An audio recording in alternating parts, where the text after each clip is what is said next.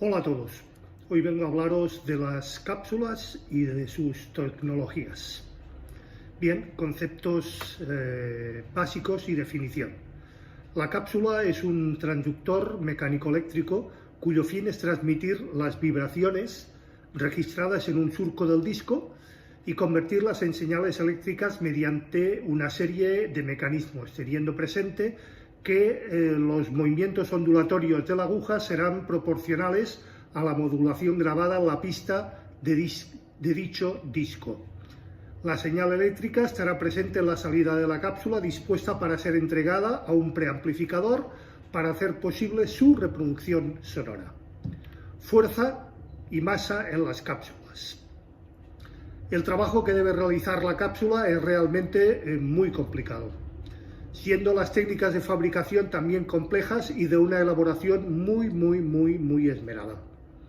Hay que tener en cuenta que la aguja de la cápsula no debe tener en ningún momento ni perder en ningún momento el surco del disco, ni siquiera que tienda a salirse de él, ya que esto produciría distorsión, tanto por el desgaste del disco como por la propia aguja, provocando una mala calidad de sonido. La fuerza de apoyo de la cápsula sobre el disco viene especificada por el fabricante de la misma y está calculada para obtener los resultados más óptimos. Dicha fuerza viene determinada por varios factores. Entre ellos destacan por su importancia el diseño propio de la cápsula, el peso de la misma, la elasticidad y la masa eficaz de la aguja. La elasticidad influye en las bajas frecuencias, ya que para desplazar la aguja por el surco en los pasajes de baja frecuencia es necesario vencer la fuerza ejercida por la junta elástica exterior que mantiene suspendido el soporte de la aguja. Cuando las frecuencias son altas, del orden de los 5K o 5 kilociclos o más, el sistema mecánico resonante de la aguja adquiere importancia vital, ya que la masa en movimiento de la aguja y su soporte, existen muy diversos tipos, junto con la elasticidad que posee el vinilo, influyen en la resonancia mecánica de la cápsula. Debido a todos estos elementos que constituyen la cápsula, poseen su propia masa y la suma de todas ellas influyen en el resultado final. Es conveniente que todos ellos sean lo más bajos posibles. Elementos mecánicos de una cápsula. Como ya he dicho, la cápsula está constituida por toda una serie de elementos mecánicos. Entre ellos podemos encontrar la aguja, que es la parte más importante y que está en contacto con el surco. En su fabricación se han empleado a lo largo de la historia muy diversos materiales, aunque por su dureza y durabilidad actualmente se viene empleando el zafiro, el rubí y el diamante, siendo este último el más empleado por la construcción de cápsulas destinadas a la reproducción en high-end. El motivo es que el diamante sufre un desgaste mucho más lento que cualquier otro de los anteriores, es decir, el zafiro o el rubí, y se considera que no produce distorsiones apreciables tras al menos 250 horas después de su funcionamiento. Los tallados de la aguja pueden ser de tipo radial, cónicas o esféricas, birradial, elípticas, multiradial. Este es el tipo que se denominaba de puril punzante y el nombre de todas ellas viene dado por la forma de la punta de la aguja. Las primeras en fabricarse fueron las de tipo cónico, aunque estas presentan algunos defectos en la reproducción, ya que por ser la forma de las mismas diferente al buril como se grabó, el seguimiento que realizan de todo esto, se desearía que fuera muchísimo mejor, produciéndose una cierta distorsión. Intentando aproximarse más al buril grabador del disco, se fabricaron agujas birradiales. La forma de su talla es elíptica y en ellas existen dos puntos de contacto con el surco del disco, uno en el extremo inferior de la aguja y el otro en el lateral del surco. Con la aparición de los discos cuadrafónicos se necesitó otro tipo de aguja que permitiese la lectura de frecuencias más altas y que éstas fueran del margen, fuera del margen de audio del rango audibles, situándose la portadora de modulación de los canales posteriores muy por encima de estas frecuencias. Las agujas multiradiales, conocidas como Shibata, ciudad de la procedencia de su creador, contactan de una forma más amplia con la superficie del surco, por lo que al hacerlo se puede disminuir la presión de la aguja en el surco, evitando el desgaste por el tiempo y por la trazabilidad del mismo. Debido a la dificultad de su tallado, su precio es más elevado, evidentemente, por lo que no han llegado a desplazar totalmente a las birradiales o a las tipo nude. Es evidente que lo que pretende de una aguja es que siga fielmente los surcos producidos en el vinilo, con una aproximación máxima al buril que lo creó. Pero esto llevaría inevitablemente a un desgaste muy rápido del disco, por lo que la fabricación de la aguja debe ser más aproximada al buril, pero dentro de un margen de relación entre el desgaste del disco y la aguja proporcionada. El desgaste del disco y la aguja deben ser comprobados con asiduidad, para evitar que la deformación de la aguja estropee el surco del disco, evidentemente, pudiendo apreciarse el desgaste por la aparición de ruidos en la reproducción y siendo conveniente o más que conveniente el cambiar la aguja cada 250 horas aproximadamente de su funcionamiento y teniendo mucho cuidado en las motas de polvo o en los restos que se depositen en ella. Como ya he dicho anteriormente, la presión que ejerce la aguja también es muy importante. Esta debe de trabajar con fuerzas tal y como detallan sus fabricantes y que suelen estar entre los 0,75 y los 2,5 gramos, y siendo la calidad de reproducción de estas inferior a medida que la fuerza de presión es mayor, es decir, menos calidad contra más fuerza de apoyo. Portaagujas. La palanca portaagujas, denominada también cantilever, es la que tiene incrustada en uno de sus extremos la aguja y que transmite los movimientos de esta al resto de la cápsula. Estos deben ser rígidos para transmitir las vibraciones y la frecuencia de resonancia debido a la combinación de la masa y la rigidez del sistema mecánico, y que esta debe estar siempre por debajo de las frecuencias audibles, la bien denominada frecuencia de resonancia de la cápsula junto con el brazo fonocaptor. Y debe ser la masa efectiva lo más baja posible. El cantilever está unido al resto de la cápsula por materiales elásticos, pero estos al mismo tiempo deben tener una propiedad de no amortiguar las vibraciones de la aguja, soportando el conjunto sin deformarse, por lo que decimos que ésta tiene un cierto grado de rigidez. Además de soportar las vibraciones del cantilever, el material elástico debe de ser poco sensible al envejecimiento, siendo más rígido para las frecuencias bajas y más elástico en las frecuencias altas. El aluminio suele ser el material más empleado para su construcción. Normalmente la colocación o fijación de la aguja en el cantilever se realiza mediante colas o también mediante incrustación directa de las agujas sobre el cantilever. La mayoría de las cápsulas producen una cresta o un pico de respuesta en las altas frecuencias debido a la confluencia del grado de elasticidad del vinilo y a las características del conjunto propio móvil de la cápsula, combinados con precisión de la aguja, y todo ello se transforma en un sonido metálico a determinadas frecuencias. Para evitarlo, algunos cantilevers poseen alojados en su parte inferior una barrita amortiguadora que amortigua la inercia y amortigua también la resonancia a ciertas frecuencias, evitando así la mencionada frecuencia de resonancia. Clasificación de las cápsulas por su funcionamiento. Veremos un breve repaso sobre las distintas tecnologías y su funcionamiento. La cápsula de cristal. Esta está construida por dos cristales de características piezoeléctricas, las cuales tienen la propiedad de que cuando se somete a presión a estas, se cargan eléctricamente. También ocurre que estos mismos cristales, cuando son sometidos a una cierta tensión eléctrica, se deforman. Su funcionamiento consiste en aplicar una presión en los cristales que está formada en las cápsulas y estas se cargan eléctricamente. Las presiones son comunicadas mediante la aguja en su desplazamiento, de forma que este movimiento puede ser convertido en tensión mediante el cristal que posee las mencionadas propiedades. Si se hacen conductoras las caras de las láminas de cristal, se les aplica una tensión. La lámina tiende a deformarse al cambiar de signo de tensión aplicada. La placa se deformará en sentido contrario al anterior. Cuando se unen las dos capas de cristal superponiéndolas en una sobre la otra, se le aplica tensión.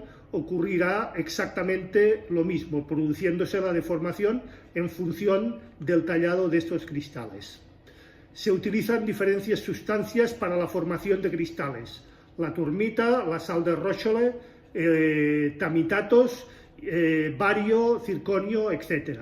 La desventaja de estos cristales es su fragilidad, ya que son afectados por el calor, la humedad y suelen normalmente estar recubiertos de barnices.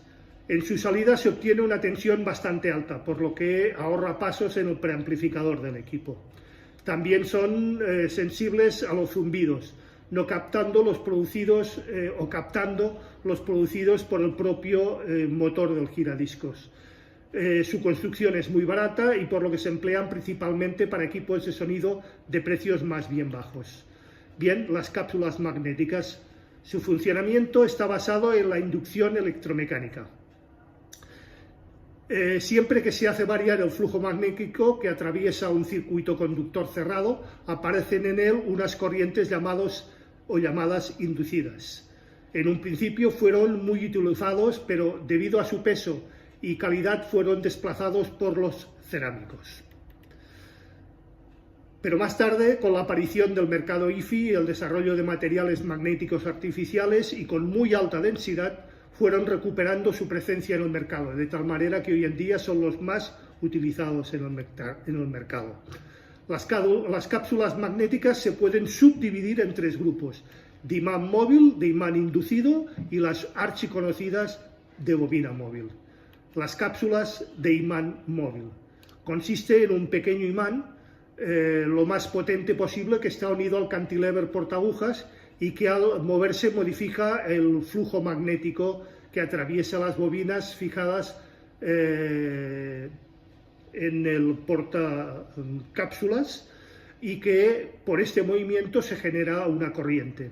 El principal problema lo plantea el peso propio del imán, ya que al reducir su peso también se reduce la tensión de salida. Causa-efecto: reduces el tamaño del imán, la tensión de salida se ve reducida. Hoy en día, con el desarrollo en la técnica de fabricación de imanes, este problema ha quedado ya prácticamente reducido a nada. El tamaño de la cápsula con la tensión de salida ha quedado muy compensado. Hay variantes que utilizan dos o más imanes, teniendo en cuenta que el peso total de ambos tiene que ser lógicamente inferior a la que tendría un único imán, por lo que se eliminan las resonancias magnéticas y el desgaste también de los vinilos debido a ese bajo peso. También posee la ventaja de aislar los circuitos eléctricos en la separación de los dos canales. Las cápsulas de imán inducido disponen de un potenciaimán o varios, como hemos visto, situados fuera del conjunto móvil. El cantilever se sitúa en un cilindro con muy poco peso y que adquiere propiedades del imán al estar influido por este. Posee las ventajas de los dos sistemas anteriores y, aunque siendo muy reducidas, su masa proporciona una tensión alta de salida. Los imanes, además de imanar una pequeña armadura, también se pueden utilizar para anular los zumbidos parásitos provenientes del exterior. La cápsula archiconocida de bobina móvil. Se trata de una bobina situada en sus dos diferentes extremos en un estado de reposo dentro del campo magnético de las bobinas, sin incluir en estas ninguna corriente. Al cambiar de posición, debido al movimiento que transmite la aguja y el cantilever, en las espiras de la bobina se inducirá una corriente en estas, apareciendo tensión en sus extremos. Para fabricar estas cápsulas estereofónicas se utilizan dos bobinas, una para cada canal. Estas deben ser de hilo extremadamente fino, muy ligeras, con pocas espiras, para el fin de que su peso no supere en ningún caso 1 gramo. Estas cápsulas tienen como inconveniente el desgaste de su aguja al romperse, ya que no se puede cambiar. Cuando la aguja llega al final de su vida, todo el conjunto, aguja, cantilever y bobinas e imanes, debe ser sustituido en fábrica o se debe reemplazar por uno nuevo. También es necesario la utilización de transformadores para elevar la tensión de salida a la sensibilidad de los previos, o bien utilizar previos destinados a estas tecnologías, diferentes de lo que serían las cápsulas de imán móvil, ya que las cápsulas de bobina móvil, como hemos dicho, entregan mucha menos tensión. Otras cápsulas, las cápsulas de condensador, que su principio de funcionamiento es el mismo que los micrófonos, para que os hagáis una idea. También existen cápsulas de semiconductores. Su funcionamiento está basado en las variaciones de resistencia que se presentan en determinados cristales semiconductores, como el silicio. Cápsulas fotoeléctricas u ópticas también existen.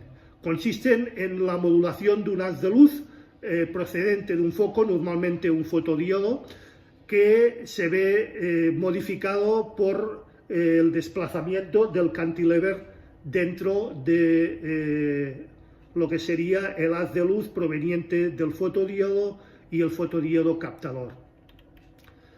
Características básicas de una cápsula.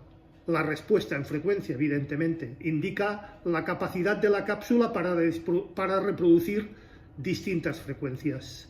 Debe de contener la información expresada en decibelios e indicar las frecuencias a lo que responde con mayor amplitud, también aquellas en las que responde en menor amplitud.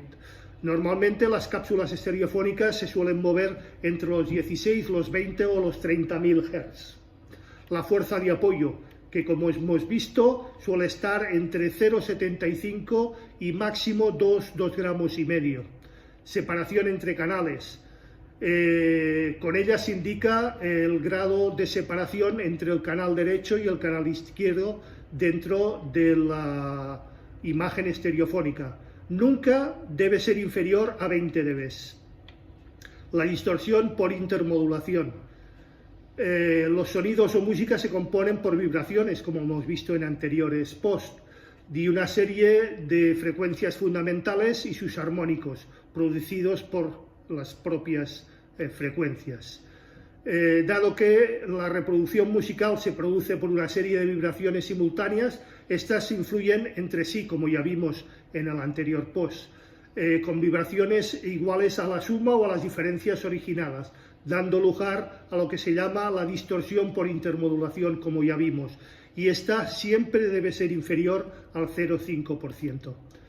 Equilibrio entre canales. En la separación de canales se indica la interacción que se producirá entre un canal y otro. Esto se llama equilibrio entre canales o diferencia de separación de canales, no pudiendo existir diferencias muy destacadas entre canales en ninguna de las cápsulas. La tensión de salida.